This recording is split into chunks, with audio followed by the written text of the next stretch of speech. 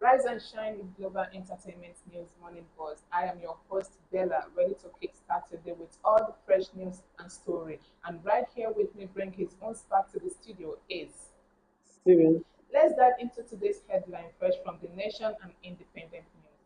Top story from the Nation: Mapua flood, 700 persons still missing, says Niger government. The Niger state government says over 700 persons are still missing following the recent flooding in Mokwa community in Mokwa local government of the state. Governor Umar Bago stated this when he received Maj Hamza Al Mustafa, former chief security officer to General Sani Abacha, and his friend on a condolence visit over the recent flood in Mina yesterday. Bago, represented by the deputy governor, Mr. Yakubu Gaba, also says that over 207 people has been confirmed dead and over 300 households displaced. Bago says the state government was working with professional organizations to determine the root cause of the flood and was awaiting assessment results. well, this is actually very, very, very sad because when it flashes back to my memory about this flood incident in Mokwa, it's actually something nobody ever prays for.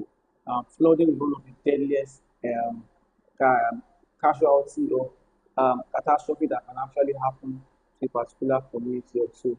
700 people is not a small number. It's half a thousand, and I believe this is what should be more heavy, giving more headlines to.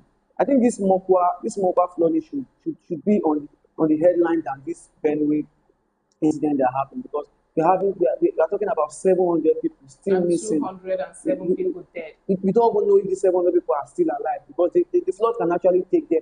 Flood can actually take you to a different state where you don't know where you are. Just imagine that kind of displacement around the community. It's actually very, very, very sad. And I think the governor of Niger State should actually come outside. Let's know what's really happening in that state. Like, we're saying the rainy season. The rain can actually come again, and if there's no prevention about this flood, Exactly. it can repeat itself again. So things like this should be really, there should be a way to prevent this from happening, from repeating itself again. Exactly. Well, let's move on. Petroran rejects Dangote entry into petroleum distribution. The Petroleum Distribution Retail Outlet Owner Association of Nigeria Petroran has raised strong objection to the entry of the Dangote refinery into petroleum distribution, warning that the move could create a monopolistic environment and lead to widespread job losses across the petroleum value chain. Speaking during a monitored interview, the national president of Petroleum, Mr. Billy Gil Parry, described the development as a national concern, urging regulators to step in before the sector is overwhelmed by the dominance of a single player. This is not just a petroleum issue, Harris said. It is a Nigerian concern.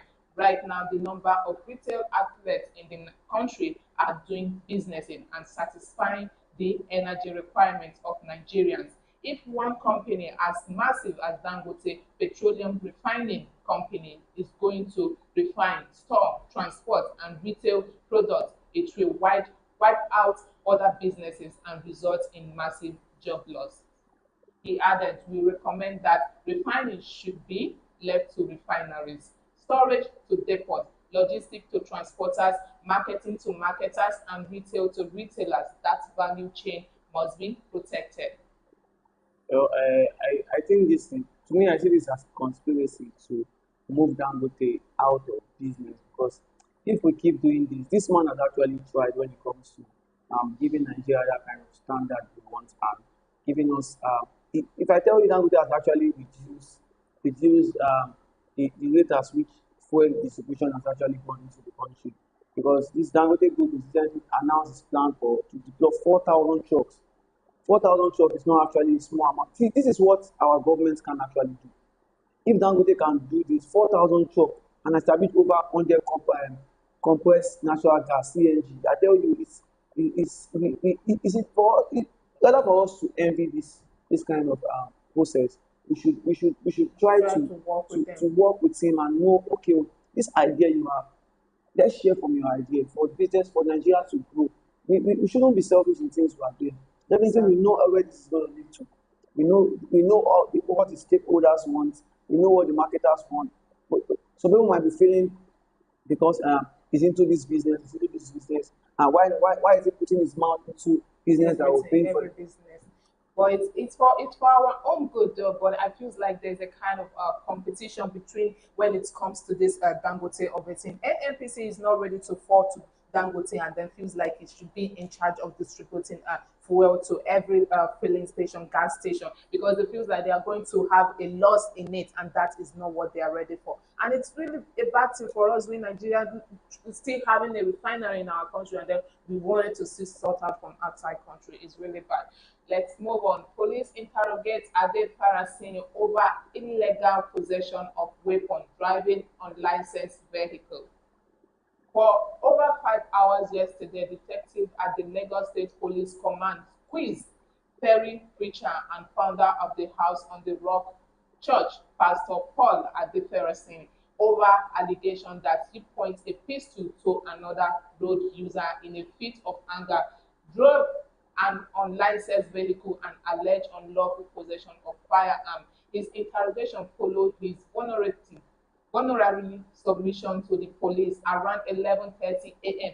after an invitation was extended to him with respect to a viral video penetrate week that shows him pointing a pistol-like object at a pedestrian later identified as a car spotter and content creator.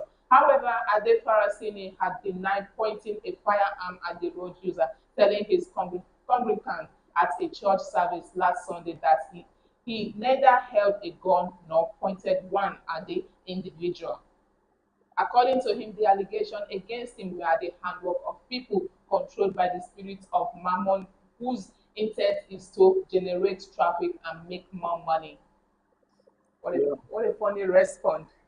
Well, in this country where we are, if you have a good lawyer, if you have a good lawyer that can actually back you in cases like this, I tell you, they will tell you what to say outside And what not to say. and what not to say because they know they are for your own personal interest. They are being paid to definitely if the eyewitness can say they saw him point a gun and there's a video to It's it the video was live. and there's a video to it, why will you come outside and say you are denying the fact that you didn't point a gun? Definitely there is something fishy for a man of God. Adefas is not a small, it's not a small pastor. It's one of the pastors with the very well recognized here in Nigeria, founder of House of the Rock. I think that this big concert is normally organized every time that people are familiar with, and I believe for him to be able to do this, probably the commuter using the where this actually happened, yeah, probably has actually been provoked to a certain extent, but it shouldn't get to the extent where it's going to pull out a The weapon video and that I actually. watched, he was not actually offended. The guy that did the concert saw his car coming, and then he wanted to hail him and like that. And then the next thing, he was putting on a face cap, a dark face cap close to his eyes, and then he pointed out the gun. I watched the video, and then the car he was driving was actually there was no license in it, there was no plate number in it, and then he tries to say that it's a mammon who's in. I don't really know how to say, but I feels like he's trying. There's a whole lot that is being covered here. It's very very wrong for him. He doesn't portray that fact that he's a pastor doing Exactly. that. For Exactly. him to be a pastor doing that, and you come into your congregation and telling them this is no, no, I don't support that. Is telling them that it's a mammon, so they are going to see it as a kind of an evil spirit that led this person to post the video and make and blackmail him into saying that he pointed a gun, and that is a bad one. Let's move on. Robbery, suspect killed, wooden curved gun recovered in Mina. Police command in Niger State says it neutralized a suspected armed robber along Abuja Kaduna Road and recovered a wooden carved gun from the suspect. Its public relation officer SP Wasiu Abiodun says this yesterday in Mina. According to Abiodun, on June 16th, About 5:30 a.m., based on credible information, police operatives at Gawo Babangida Division with some soldiers on a routine patrol along Abuja Kaduna Road intercepted some suspected armed robbers. He alleged that in a gun battle that ensured one of the suspects was neutralized as other escaped with gunshot injury. He says the corpse has been deposited at Sabon Wuse General Hospital, Magun, while the wooden gun, just like AK-47 rifle, was recovered from the scene, including one handset with a SIM card and charm tied to his waist. It's actually the last one that caused my attention. Charm Uh, tied you, to his you waist. you can see it, even the charm you are putting your mind on, It can it protect can you. protect you. So I think it serves as a lesson to those people that have intentions of probably joining an armed robbing gang, or an armed robber still out there listening to me now and thinking, okay, my next operation is going to be successful just because I tied it. I tied Or it. it's obvious now that even the charm you rely on can't save you.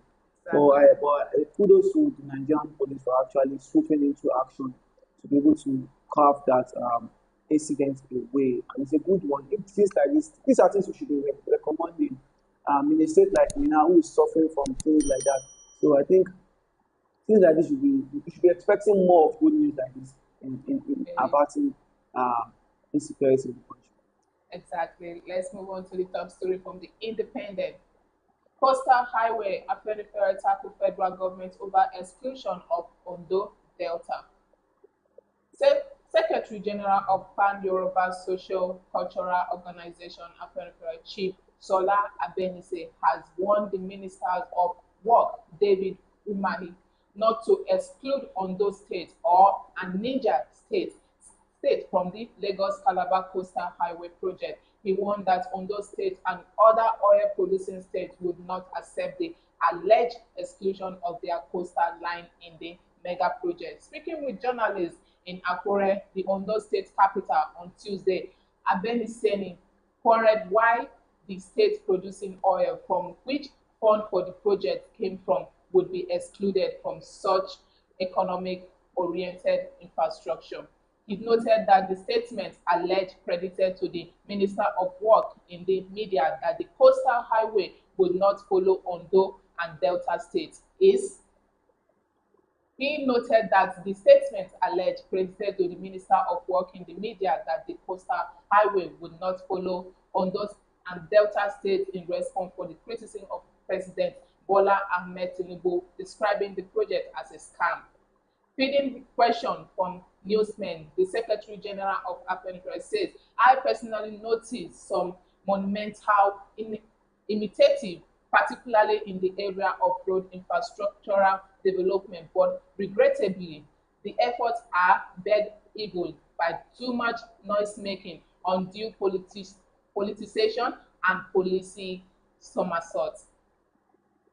Well, if the people of the Pan University have come out to say, okay, I think Ondo and Delta have this kind of, when it comes to Ore and Asaba, kind of closure that these two states have. I think this coastal line should at least come across it, because if it's not a political way to bridge away these two states out of it, definitely I mean, I support the fact, but when it comes to things like this, like you see other states trying to do everything to weigh this project in For their themselves. favor, because Ondo, I think Ondo too has oil, if I'm not mistaken. Delta has so many infrastructures there, so many mineral resources there. I think those of these things are what we should consider rather than doing it for our own pocket.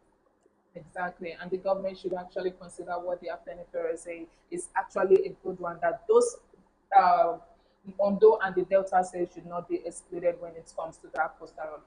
Well, let's move on. Natasha, Action Collective raises alarm over Akpabio alleged desperate plot against Kogi lawmaker.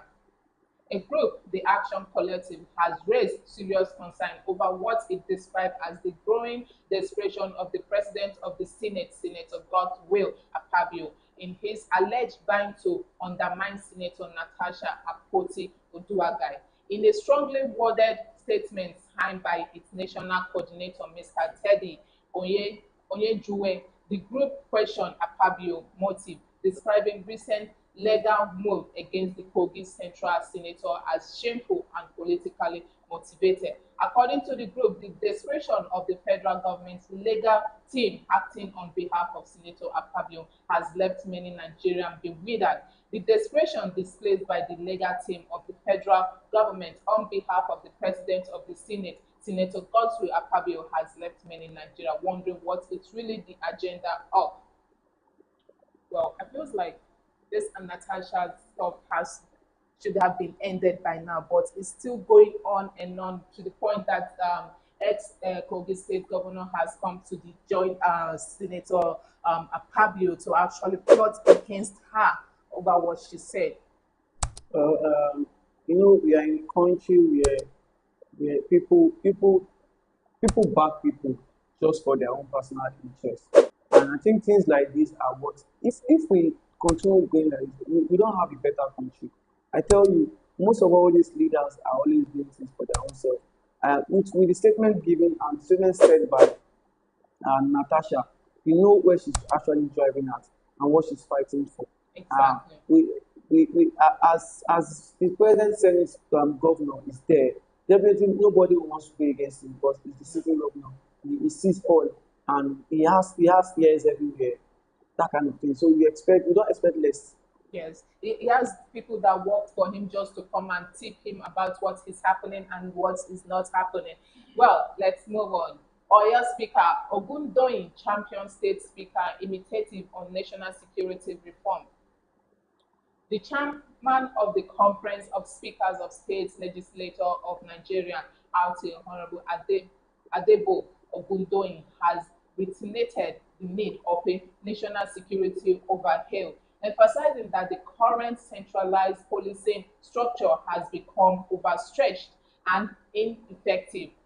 Out here, Honorable Ogundoyin made this call at a legislative dialogue on Nigerian security architecture, Team Nigerian Peace and Security. The constitutional imperative in Abuja highlighted the devastating impact of insecurity nationwide. Honorable Ogundoyin detailed the widespread challenges plaguing Nigeria from insurgency in the northeast to banditry and kidnapping in the north, and the herders farmers clash in the south, which threaten food security. As president officer of the 36 state houses of assembly, we are first-hand witness to the alarming toll that insecurity continues to exact on livelihood and governance. This dialogue is therefore an opportunity to align our legislative priority with the realities faced by our people, ensuring that the continuation and legal framework governing security evolve to meet present and future challenge. Well, it's not a news that we are actually facing insecurity in the country. Everybody knows about that. Everybody are scared of their life. People can't really travel. Most people outside the outskirts of the north are now afraid to go into that part of the country. Those Exactly. that are actually even other sides, they were even scared of moving outside because the rate at which insecurity has actually ravaged society now. We expect things like this. What I always say is to plead to our leaders, whatever they are doing, let them try to do it well. We are, me, I'm not even um, troubled about the fact that they are going there just for the money. You can go there, still, it's like, see how much you want to steal anything you want to steal. But let the masses know that, or let the people know that You are at least working. you are doing something. Even if you are stealing half of the money allocated to you, the remaining half you should be somewhere. Let's be saying that this thing you are doing it for the Is movie. working. Exactly. If there is security and you are stealing, nobody is disturbing you. Let us know that anything we are doing, we can't be suffering in the same country Why some of you? where inflation is killing us, cost of living is killing us, and we are still running away from insecurity again. It's not something we should be encouraging. Yeah, exactly. Well, let's move on. The fresh loan request matter arising. Recently, President Bola Tinubu sought the approval of the National Assembly for swapping external loan amounting to $21.5 billion. According to the president, this fund will primarily be directed towards critical infrastructure projects, including sector in power, railway, healthcare, among others. The administration also requested the approval of the federal legislature for a domestic bond insurance issuance of 757.9 billion naira to settle outstanding national pension liabilities under the contribution pension scheme. Nigeria is currently heavily indebted due to the same series of loans obtained in the last 2 decades by successive administration. It beats imagination that after the country completely shook off the yoke of debt under the Obasanjo administration, we are trapped again in debt hole. According to the Debt Management Office, the country public debt is approximately 144.7 trillion or 94.2 billion dollars, out of which 74.4 trillion is domestic loan and the balance of 70.3 trillion is external debt in different hard currency. There are fears that the new loan application may raise Nigeria's total debt portfolio to 180 trillion, which is dangerous, especially if the nation debt to revenue ratio is jeopardized.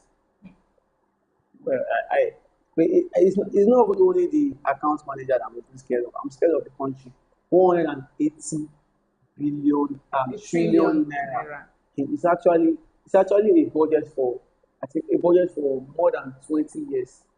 Just imagine 180 trillion naira. It's more than the budget for Nigeria for 20 years. And this is Exactly. what we are actually owing within 2 years.